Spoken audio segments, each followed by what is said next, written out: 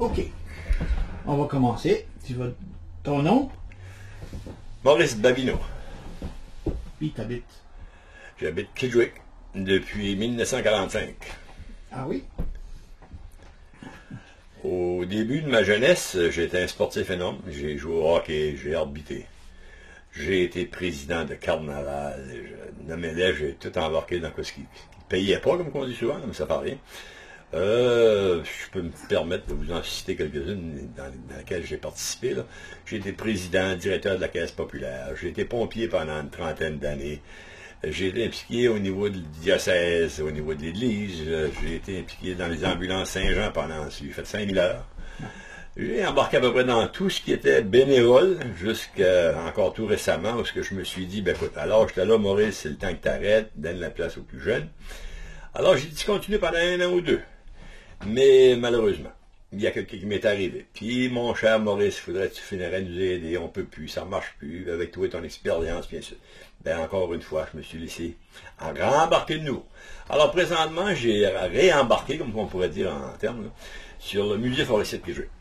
J'ai été président et directeur pendant des années, mais à un moment donné, c'est comme toute autre chose. Tu viens que c'est trop une routine, tu dis, ben écoute, là, on va donner la place à d'autres, ils vont faire des changements, et ainsi de suite. Mais là, les jeunes d'aujourd'hui ne veulent plus embarquer. Alors, malheureusement, il faut que les petits vieux comme nous autres, on réembarque pour continuer les choses qui ont été créées par nos ancêtres, puis qui ont une valeur historique, puis une valeur patrimoniale énorme. Tu sais, je regarde ici à Kedgwick, si on regarde de quoi d'ancien temps, là, tu sais, à part de moi, comme je dis souvent, là, tu sais, t'as le musée forestier avec son chantier forestier, son centre d'interprétation, mais autre que ça, t'as quoi? L'église n'est pas tellement vieille, le presbytère n'est pas tellement... Il n'y a pas grand-chose de vraiment vieux. Ce qui me fait de la peine un peu, c'est que nos jeunes, aujourd'hui, justement, ne conservent pas les vieilles choses. Moi, je me rappelle, j'avais 15-16 ans. Puis mon oncle et ma tante avaient des belles vieilles photos. Je disais, qu'est-ce que vous faites avec ça, mon oncle? Wow, c'est ma tante une telle, puis moi, ça sert. Ben, donnez-moi l'air, m'a marqué le nom en ordi. Fait qu'au fil des années, comme ça, ben, j'ai ramassé au-delà de 5000 photos. Puis vers l'âge de 16-17 ans, hey, la caméra Super 8 a-t-il pas sorti? Ah ben là, ça c'était miraculeux. Ça parlait pas, mais ça prenait des images. Je m'en ai acheté une. Je me suis mis à filmer toutes sortes d'affaires. Des mariages. Les gens me disaient, pourquoi tu filmes le mariage? Je suis regardé là-dedans. Hey, je filmais juste que quand les gens passaient dans le village avec leur char, la parade, là, hein? Aujourd'hui, tu regardes ça, tu dis, ouais, mais pourquoi tu regardes ça, Maurice? J'ai regardé la parade, regardez les maisons. Regardez comment ces maisons-là ont changé. Pas avec les voitures qui se promènent, regardez les maisons, comment ça a changé le paysage. Ah ouais, ça a du bon sens. Je filmais des graduations, je filmais des baptêmes, des choses de même. À un moment donné, pour vous donner un fait cocasse, à un moment donné, je m'en vais pour filmer une graduation. Mais ce matin-là, avant la graduation, il y a un baptême. Moi, je ne sais pas. Mais je vois le curé arriver avec une gang de moi. Je pense que c'est ça. Sort la caméra prête, puis je filme, puis je filme. Je me rends compte que c'est un baptême. Mais les années ont passé, ça fait une trentaine d'années de ça. À un moment donné, je regarde dans mes vieux vidéos, parce que j'en ai, je suis des cassettes, j'en ai à peu près comme 200-300. Je regardais une vieille cassette, j'en regarde ça. J'ai dit, tabarouette, c'est mon chum, ce Gilles Saint-Laurent, puis sa femme. Quoi, c'est ça, ce bébé-là? Ils ont 2 petites filles avec lui. Hey, j'ai dit, c'est le baptême à Tito. J'appelle Gilles, mon chum, j'ai dit, Gilles, j'ai dit, quand Tito est baptisé, vous avez fait baptiser Tito, avez-vous des films de ça? Ben non, il dit, ben non, il n'y avait pas de film de ce temps-là. Il dit, on a des portraits, mais pas de film. Je dis, qu'est-ce que tu dirais, je te montrais un film de son baptême. Ben voyons donc, ça se peut pas, ça existe. Il n'avait pas, on n'avait pas, ça n'existait pas. Fait que là, j'ai pris ma grosse cassette. Comme je me suis acheté une bébelle pour transférer ça sur des CD, des DVD, puis j'ai transféré ça, puis j'ai été lui présenter ça en cadeau à Tito à sa fête. Ben, le père et la mère étaient fourrés, étaient contents. C'est juste pour vous montrer que, à l'heure actuelle, on n'a pas de jeunes qui fait la relève. L'été passé, j'en ai demandé à 3-4 jeunes. Je disais, ah, des jeunes, va vous payer. Pas un gros prix, mais un petit prix. Pour prendre juste mes cassettes, puis les mettre sur des DVD. Ouais, je vais y aller là, demain. Demain, il venait pas. Et ainsi de suite. Alors, les jeunes ne sont pas vraiment intéressés. Ils n'ont pas encore capté, je dirais, l'image de la valeur des vieilles choses. C'est triste, mais c'est ça. Comme là, c'est ainsi, depuis une couple d'années, j'ai fait toutes sortes d'histoires. À travers de mon bénévolat, la première des choses, j'ai fait le livre du 75e de Kedgwick, qui m'a pris comme 7-8 ans avec l'aide des madames et ainsi de suite, mais qui a été quand même quelque chose de bien. Moi, je l'appelle la Bible de Kedgwick. Par après, j'ai fait, lui, c'est le 400e des Acadiens. Hein? Ça faisait 400 ans que les Acadiens, ça marchait, puis le 89e anniversaire de Québec. Ça, j'ai fait ça avec des photos. Hey, les gens, ils ont dit, t'as pris les photos. C'est des photos que j'avais ramassées d'un bord puis de l'autre. Ce que j'ai fait, au début de l'histoire, j'ai mis les vieilles photos, comme le vieil hôtel Belvedere. Hey, c'est ça, l'hôtel Belvedere. Mon Dieu, tout le monde s'en rappelait. Madame Godet, ben oui, Madame Godet. Puis j'ai montré l'hôtel aujourd'hui qui est rendu à 2 loyers. Ah, ben c'est bien trop vrai, c'était l'hôtel, ça. Alors j'ai fait ça de même. Par après, l'école, à un moment donné, avait besoin de fonds. Ils m'ont dit, il faudrait trouver quelque chose, faire des fonds. Ben, je dis, c'est pas un problème. J'ai toutes les photos de toutes les écoles de Kedgewick. Avec une madame et un projet d'école, ils ont mis ça dans un livre alors que je leur ai aidé aussi. On a fait un volume de ça. Hey, les gens, ils n'en reviennent pas. L'école que j'ai été, mon Dieu Seigneur. Hey, gars, le portrait de l'école de la réserve. Hey, la réserve. Henriette Drapeau qui est enseignant. Ben, ça se peut-tu? Ça n'a pas de bon sens. Où c'est appris ça? Encore là, une fois, c'est une question de conservation. Présentement, je suis en train d'aider encore Mme Nathalie Deschênes, ma voisine, qui est chez un programme, un projet, si on peut dire, pour qu'on va appeler probablement les trésors de Kedgewick. Encore là, il cherchait une idée. J'ai dit à Nathalie, à l'école, on va prendre tout ce qu'il y a dans Kedgewick, les plus belles vieilles choses qu'il n'y a pas. Puis on va demander aux gens qui nous les montrent, puis on va les poser, demander la date, où est-ce qu'ils l'ont eu, à qui ça appartenait, où ça s'en va, et ainsi de suite. Vous seriez surpris de voir les trésors qu'on va avoir dans ce livre-là. Il n'est pas produit encore, ça s'en vient. Mais encore là, c'est du bénévolat. Mais qui d'autres, alentour, sont intéressés? T'sais, on a quelques gens dans la paroisse qui ramassent des antiquités encore, qui conservent des archives paroissiales, mais c'est minime. Moi, ce qui me fait de la peine, c'est que dans l'avenir, comme moi je m'en vais demain matin, j'ai une de mes filles qui est à Rimouski, c'est plus Kedgewick. Mon autre fille reste à Westbrook, c'est plus Kedgewick. Les petits-enfants sont trop jeunes. Où est-ce que la relève? C'est triste qu'on n'a pas dans nos écoles, moi je pense en tout cas, un genre de cours, non pas un cours d'histoire, mais un cours de montrer aux jeunes l'importance de la conservation de notre patrimoine. Moi je regarde des fois les gens disent, ils me demandent, hey, Babineau, d'où ça vient c'est Babineau? C'est drôle de nom, c'est les Babineaux, ça vient ça. Ben je vais te dire, on a fait les Babineaux, ça s'est écrit de toutes sortes de manières. Mais il reste que les Babineaux, il y en a beaucoup aujourd'hui dans le bout de Saint-Louis, de Ken, ces places-là. Puis le comique à travers l'histoire des Babineaux que je vais vous conter, c'est que dans, on va dire, avant la déportation des Acadiens, mon arrière, Babineau, qui était chez un bord de la rivière, l'autre bord de la rivière, c'était les Dugas. Puis aujourd'hui, je suis marié avec une Dugas. Hein, c'est un fait cocasse. Une autre chose qui est un fait extraordinaire que je trouve pour les Babineaux acadiens, c'est qu'une de nos ancêtres, Marie Babineau, c'est elle qui a fabriqué le drapeau acadien, puis qui a cousu l'étoile dessus. Puis ça, c'est en 1800 quelque chose, je n'ai pas la date exactement, là. Mais ce même drapeau-là est encore, il existe encore aujourd'hui 129 ans ou 130 ans depuis que ça a été fait, puis il est au musée acadien à Moncton. C'est une Babineau qui a fait ça. Dans l'histoire, tu sais, les Babineaux, on dit tout le temps, ben, des fois, des gens disent, les Babineaux, c'est du monde important. Non, c'est pas nécessairement du monde important, mais ça a toujours été du monde qui se sont impliqués énormément. J'ai découvert, il y a quelques années, mon grand-père Narcisse Babineau, qui est arrivé ici en 1915. À un moment donné, il était décédé, puis la société secrète, la patente, la société de Jacques Cartier, l'ont nommé grand commandeur. Puis j'ai eu le certificat de ça, puis toute l'histoire. J'ai dit, ah, quel honneur! Il était mort, qu'est-ce qui est arrivé là? Comment ça se fait?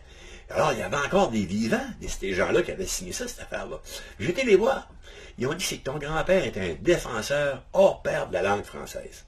C'est un politicien impliqué énormément, mais beaucoup sur la langue française. C'était une des causes pour laquelle il l'avait nommé comme ça. Tabarouette, j'ai été pour dire, hein, parce que j'ai dit, mon grand-père, ça m'a toujours fasciné quelque chose. Mon grand-père Chassé, Xavier Chassé, qui arrive ici en 1912, lui, c'était en agriculture. Il avait fait de l'agriculture, puis il était jobber, puis il a eu 8-10 enfants, si ma mémoire est bonne, mais il a toujours travaillé chez la terre. Mon grand-père Babineau, qui est arrivé en 1915, lui, d'après moi, il n'avait jamais travaillé de sa vie, parce que moi, je l'ai connu, il était vieux. J'ai dit, coudonc, mes parents, qu'est-ce qu'ils faisaient, papa, toujours Babineau? Ma mère a dit, grand-père Babineau, quand il est arrivé ici, c'est encore ce qui restait à Neuville-Huaville, pas loin de Trois-Rivières, puis sa maison, puis son magasin a brûlé. Fait qu'il était grand chum à Sir Wilfrid Lordy. Puis l'autre, il s'en allait à Ottawa. Il a dit à mon grand-père, je vais trouver une job. Mais mon grand-père a dit, je ne peux pas faire grand-chose, j'ai plus de magasin, j'ai plus rien, j'ai tout à brûler. Il a dit, je vais t'envoyer dans une nouvelle colonie au Nouveau-Brunswick, à Kedgewick. T'achèteras le bois pour la compagnie d'Autreuil. Mon grand-père dit, je veux bien y aller, mais j'ai plus rien, plus de ménage, plus rien. C'est Wilfrid Lordy, il a dit, c'est pas un problème, il m'a donné tout mon ménage, je n'ai plus besoin, il m'envoie à Ottawa. Alors, c'est pour ça que nous autres, on n'a jamais compris, avant, depuis, je dirais, une dizaine d'années qu'on a découvert ça, comment ça se fait que mon grand-père Babineau, qui, selon nous autres, n'avait pas vraiment travaillé fort, parce qu'on ne savait pas ça, mais qui avait un set de salon en velours, qui avait un voilier dans un cadre, quelque chose d'exceptionnel, il y avait des belles vieilles lampes, il y avait un piano énorme. On disait, comment ça se fait que lui a tout ça? Puis il n'a pas travaillé tellement, puis mon grand-père chassier qui avait une grosse ferme, puis une digue de roche à la longueur de la ferme, puis qui employait du monde, qui était jobber, il y avait tous des vieux, moi t'as dit, vieux meubles acadiens, comme on dirait. Là. Alors, avec le temps, puis en questionnant, c'est là qu'on découvre énormément de choses sur nos ancêtres, puis c'est plaisant, parce qu'aujourd'hui, mes filles commencent à s'intéresser un petit brin. Papa, c'est-tu bien vrai, c'est là qu'il y a une Marie Babineau qui a fait le drapeau acadien, puis tati, puis tata? Oui, c'est vrai. C'est-tu vrai que Papa Babineau, il avait une statue de Sir Wilfrid Lordy dans son salon? Ben oui, j'ai même des photos que je peux te montrer de ça, ma fille. Ah, c'était vrai, cette histoire-là. Là. Puis le piano de la Madame Wilfrid Lordy, qui a montré le piano, ma tante Albertine, là, qui a joué chez les paquebots, là, c'est-tu vrai qu'il est à Rimouski? Non, il n'est pas à Rimouski, il est à Trois-Pistoles. Une des filles des Babineau qui l'a encore. C'est tout vrai, ces affaires-là. Ben oui, c'est tout vrai. Mais voyez-vous, si on ne le raconte pas, puis si on ne le dit pas, moi qui le sais, parce que j'ai encore des frères, il y en a un qui reste à Edmonton, qui a 86 ans, qui est une mémoire fabuleuse. J'en ai un qui reste à Saint-Jean-Baptiste, qui a 84 ans, qui était un peu maniaque comme moi des vieilleries. Ces gars-là, c'est des bides d'histoire. C'est des gars qui ont tout ça de mémoire. Mais le problème, pour le savoir, faut que tu leur demandes. Parce que l'autre, tu vas dire, as-tu bien eu de quoi dans votre temps? Non, dans notre temps, c'était bien normal, c'était comme tout le monde. Ouais, mais qu'est-ce que vous faisiez exactement, vous, dans votre temps, là? Comme j'en regarde mon frère à Saint-Jean-Baptiste. Ah, moi, je travaillais chez Sienneur. Ah, tu me parles de Sienneur, c'est vrai. Papa m'a déjà conté que la cloche de l'église à Westbrook, là, il y avait eu ça à travers de M. Malcolm pour l'église, c'est tout. Ben oui, c'est bien vrai. Mais comment ça, vous n'avez jamais parlé? Ouais, mais c'était bien normal, il n'y avait pas de cloche. Camille Leclerc, il a dit à mon père, tu connais tous les gars du Sienneur, il ne pourra pas nous avoir une cloche de train, mettre à Westbrook. Mon père, il dit, bien sûr. Hein? Fait qu'il a contacté Malcolm, puis entre cheminots, comme on dit dans ce temps-là, l'autre, il a trouvé une cloche. Ils ont mis ça à l'église de Westbrook. Ça n'était pas plus long que ça. Puis j'étais à Barnouche, c'était un événement, ça. Ils ont avisé à mon frère, c'était un événement. Ben, quelle sorte d'événement qu'il y a dedans? Il dit, c'est avec une cloche. Ils ont vu, je l'ai dit. Ça a rendu ça, ça vient de finir. C'est ça qu'il faut, avant que ces personnes-là s'en aillent. Il faut poser les questions. T'sais? Je vais dans les écoles donner des conférences, des fois, chez les gens, leur expliquer les vieilleries d'anciens temps. Comme l'autre jour, je suis arrivé à l'école, j'ai montré à un jeune une hache à marteau. Il dit, qu'est-ce que c'est ça, une hache à marteau? Qu'est-ce que ça servait? T'sais? Alors, c'est ça, en leur présentant des objets, en leur montrant des objets, leur expliquant ce qu'on faisait avec ces objets-là, on peut piquer leur curiosité. Puis là, c'était un peu le fun, parce qu'à cette heure, ils me rappellent. Parce que là, les jeunes, ils disent à la maîtresse, quand M. Babineau est venu, là, il avait apporté une telle affaire. Il nous a pas expliqué tout que ça faisait, cette affaire-là. Je dis à la maîtresse, c'est comme quoi? Ben, elle dit là, c'est comme une longue vue, ça, avec une roulette, puis c'est ça. Ah, tu parles de mon sexant.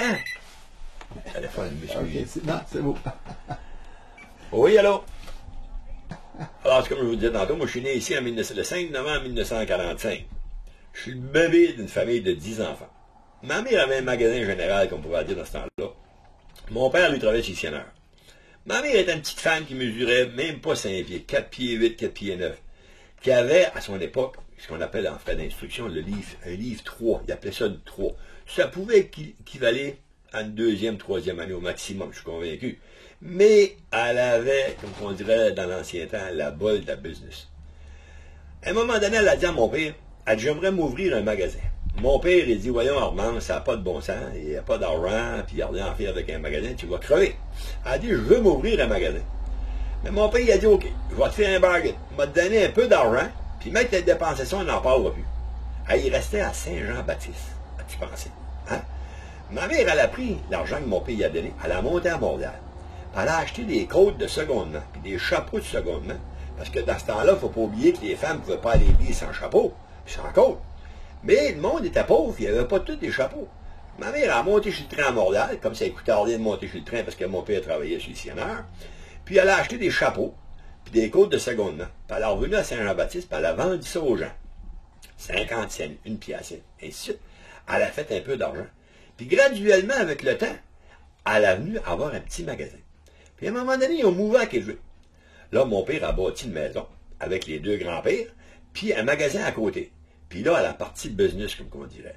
Là, elle montait à Montréal, puis elle allait chez les Juifs. Puis les autres, les Juifs, là, quand elle en achetaient beaucoup, ils te faisaient des meilleurs prix. Et comme de raison, ma mère achetait des gros lots de toutes sortes d'affaires. Chez nous, vous rentriez chez nous au magasin, chez nous, dans le temps, là, puis les jeunes, les plus vieux se rappellent, vous auriez dit à ma mère, ma fille ferait sa première communion demain, là, ou la semaine prochaine, ça me prendrait des suivis blancs, des 7. Si elle n'avait pas des 7, si elle n'avait des 9, ben, elle disait, les pieds vont y grandir, ta belle serait mieux de l'acheter plus grand un peu. Là, la maman, elle essayait, elle disait, non, ils sont vraiment trop grands. Ben là, elle disait, lundi ou mardi prochain, si je les arrête, ça ferait-tu? La madame, elle disait, ben oui. Ben là, ma mère, elle ramassait des commandes comme ça, puis elle prenait l'autobus en avant de chez nous, SNT, elle montait à Carleton, dans la nuit, elle montait à Québec sur le train, le lendemain matin, elle chopait dans la journée, à Québec, elle ramassait ces affaires-là, puis elle redescendait sur le train du soir, puis le lendemain, elle reprenait l'autobus pour revenir à Québec. La madame avait ses suivis, elle était satisfaite. Comment de gens je peux vous dire aujourd'hui qui me disent, ta mère, là, elle avait bien toutes sortes d'affaires. Hein? Je dis, oui. Moi, il dit, je parlais avec un type justement dernièrement, il me dit, Maurice, tu me créeras pas, là, mais puis j'ai tout acheté, jusqu'à temps que ta mère avait un magasin, j'ai toujours acheté mes cadeaux chez vous. Je sais pas ce que tu veux dire. Ben, elle dit, quand j'étais jeune, des fois, j'avais 2 piastres. Puis je voulais avoir un cadeau pour ma mère. Fait, j'allais chez vous. Ma mère, elle me trouvait toujours, ta mère, elle me trouvait toujours quelque chose, puis elle mettait ça dans une petite boîte, puis elle enveloppait ça, puis avec un petit peu de ruban, puis elle faisait une petite croix, puis une petite carte, puis tu sais, j'avais ça pour 2 piastres. Mais quand j'ai mis à gagner d'argent, ce que je vais aller encore chez ta mère. Mais dis-là, ta mère, c'était une vieille mort, ta mère, ça. Elle savait que j'allais y aller. Fait qu'elle demandait à ma mère, si ton garçon, il vient, là, c'est quoi, c'est que tu aurais besoin de là? Ben, la mère a dit, mon toaster, il s'en va pas mal, là. Ça serait bien le temps qu'on en change. Ma mère avait une mémoire exceptionnelle. Fait que quand le jeune naît, il disait, je serais venu chercher un cadeau pour ma mère. Ta mère, c'est qui, toi, là? Ah, Blanche, une telle? Ah, oui. M'a trouvé ça, mon petit garçon. Elle allait dans la tablette, sortait un beau toaster, la boîte. Elle disait, gars, un beau toaster. Mettons qu'il se vendait 18 piastres. Elle disait, gars, un beau toaster pour ta mère à 20 piastres enveloppé, tout prêt. Ben, garanti, Mme Babino. Elle l'enveloppait avec du papier. Elle y mettait une belle carte, elle faisait signer son nom. Elle y arrivait chez lui, le cadeau sa mère. Elle était folle de la mère, hein. Elle voulait avoir un toaster, le sien était fini. Ma mère a fait 2 piastres de plus aussi, si vous avez remarqué, hein. Mais elle l'avait enveloppé, par exemple. C'était comme ça. À un moment donné, ma mère remonte à Montréal, puis encore une place avec les Juifs, puis ils vendaient de la vaisselle. Fait que le Juif dit à ma mère, il a dit, c'est 1 cent du morceau. Ma mère a dit, comment est-ce qu'il y en a? Il dit, il y en a pour 10 000 piastres. Ma mère a dit, il est fou. Mais il dit, Mme Babino, c'est tout du 22 carats, puis c'est tout de quoi de spécial. Fait que là, ils mettent un assiette sur la table, puis ils tirent ça une grande table. Je me rappelle, j'étais avec elle. Personne offre. Ma mère a dit, 1 cent du morceau. Vendu, Mme Babino, 10 000 piastres. J'ai dit, maman, tu vas faire avec 10 000 piastres de vaisselle. De toute façon, ça arrivait chez le train, ça, dans un wagon, là. Mais dans ce temps-là, le wagon, il restait une journée dans le siding qu'on l'appelait. Mais si tu ne l'ôtais pas le lendemain, c'était pas vide, puis là, tu donnes 50 piastres. Ça, c'était tout dans des boîtes de métal, de bois, c'est ce qui venait du Japon, je pense, une pièce de main. Elle a fait vider ça par des camionneurs pendant 2 jours de temps. Tu vas te payer 50 piastres, c'est pour une autre journée. Tout emporte ça chez nous. Mon père a dit, pour l'amour du bon Dieu, mange, tu vas faire quoi avec cette vaisselle-là? Tu vas pouvoir prendre ton argent? Hey, il dit, je vais faire que t'en ventes terrible. Ben, j'en vendrai pas un morceau. Ah, ben, il dit, mon Dieu, il faut attendre que j'entends, n'en vendra pas un morceau. Voyons donc, ça se fait pas. Non, j'ai pensé à ça, je ne vendrai pas un morceau. Fait que le soir, elle me fait démancher des boîtes, moi avec mon frère. Puis elle dit, vous allez mettre une grande assiette à viande là, une assiette comme ça, une tasse, une soucoupe, un plat à soupe, puis toutes les sortes qu'il y avait, là, en l'air. Là, elle dit, vous allez mettre, sur le grand, là, vous allez mettre 100. Là, puis elle met tous les prix là-dessus. Moi, j'ai dit, hey, elle va vendre jamais ça, 100 piastres, pas de bon sens. J'ai dit, maman, qu'est-ce que l'histoire des prix, toujours? Ben, c'est bien facile, mon petit garçon. Elle dit, lui qui va acheter pour 100 piastres, là, je vais lui donner une grande assiette. Lui, il va acheter pour 50 piastres. Finalement, là, ben, il y a du monde qui se sont grillés des sets de vaisselle. C'est pas croyable. Je vais vous en nommer un autre. Il s'appelle M. Léopold Arpin. Hey, ça fait longtemps de ça. Moi, d'abord, quand ça arrivait, ben, je m'en avais ramassé un set de 24 morceaux, comme dans la longe. J'allais me morder un jour, moi, là. J'en prenais de la vaisselle, moi, tout. Léopold Arpin, à son 50e anniversaire, arrive au magasin et dit à ma mère, j'aimerais refaire mon set de vaisselle. Mais il dit, à vous en cours de ça? Mon pauvre monsieur, on n'a plus. On n'a plus de ça.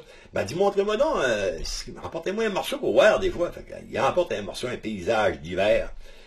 Ben, ça ressemble au set à Maurice. Ben, dit, regardez, je vais lui demander s'il veut le vendre. Ben, dit, s'il veut le vendre, des fois. Fait que moi, mon ça, ben oui, c'est juste mon set. Elle dit, va chercher ça dans le grenier. Va chercher ça dans le grenier. J'ai 24 morceaux. Elle dit, comment tu veux pour ça? Moi, j'ai doit être à 16, 17 ans. Qu'est-ce que ça te dit, un set de vaisselle? N'importe quoi, maman. Elle dit, m'a dit, là, écoute-moi bien. Elle dit, mec, il n'y a pas leur pain, viens, là. Tu diras qu'en bas de 400 piastres, tu le laisses pas aller. C'est quoi? Elle, tu diras en bas de 400 piastres, tu le laisses pas aller. C'est bien, gars. Appelle mon nom, pas leur pain, il arrive chez nous. Il monte ça. Hey, c'est juste que ce que vous voulez, puis c'est flambant. Lui, t'as enveloppé un set au complet, puis son 50e. Ah, il a dit, Mme Bagno, il n'y a pas de prix. Il a dit, je suis prêt à l'acheter. Il m'a dit, pas à moi. C'est à Maurice. Je sais pas s'il veut vous le vendre. Hein? Business, ta mère. Elle dit, Maurice! Elle me donne un cri. Elle dit, tu vendrais-tu ton set de vaisselle? Ouais. Tu es pas trop sûr, hein? Faut que je fasse ça un peu comme qu'elle avait dit. Comment est-ce que tu demanderais pour? Ah, je dis, en bas de 400 piastres, je le laisse pas aller. Elle dit, il va avoir 400 piastres. Il n'a pas dit, je l'achète. Je veux l'avoir. C'est 400 piastres. C'est aussi simple que ça. Alors, c'est pour vous montrer comment est-ce qu'elle était de business dans sa façon à elle, sans instruction. Puis mon père, dans tout ça, lui, il travaillait sur le scénario, pauvre homme. Puis, il voyageait à Westbrook, des fois, en bicycle-pédale, et ainsi de suite. Mais à travers son ouvrage de cheminot, si on peut dire, des fois, il te rappelle lièvre. Tu sais, des affaires de main. C'était normal à ce temps-là. Fait qu'à un moment donné, c'est un fait qu'il me rappelle, il s'en venait de la station avec son lièvre sur l'épaule. Mon voisin, il s'appelait Gérard Bélanger. C'était un garde de chasse. Et il fait un signe, il dit, Monsieur Babineau, ouais, il pourrait-tu, ouais, une minute? Mon père, arrête, qu'est-ce que je peux faire pour vous, Monsieur Bélanger? Ben, il dit, c'est pas ce que vous pouvez faire pour moi comme j'aimerais, vous feriez plus. C'est quoi? Ben, il dit, vous n'avez plus le droit de pogner des lièvres, la saison est passée, là. Il dit, vous n'avez plus le droit. Mon père, il dit, moi, te le donné, non, mais il dit, pognez-en plus. Mon père faisait ça tout simplement bonasse de même. Voyez-vous? C'était la génération de ce temps-là. Mon père avait aussi, comment je dirais, pas une voix exceptionnelle, mais un tempérament exceptionnel. On aurait pu chez les enfants, ça chicane. On aurait pu chicaner, faire n'importe quoi. Mon père disait pas un mot. Mais quand mon père disait bâtard de marde, ça, c'était la fin des histoires. Je me rappelle un coup, ma mère voulait m'envoyer chez Sam Dugas chercher du sucre. Puis comme de raison, quand t'es jeune, ça te tente pas tout le temps. Ah ben, j'irai bateau. À un moment donné, elle dit à mon père, Maxime a dit, Maurice, il veut pas aller chez Sam Dugas. Mon père dit, bâtard de marde, tu vas y aller. Il avait pas fini, je pense, marde, j'étais déjà sorti. J'étais parti. Il m'a jamais donné une claque. Mais c'était comme ça.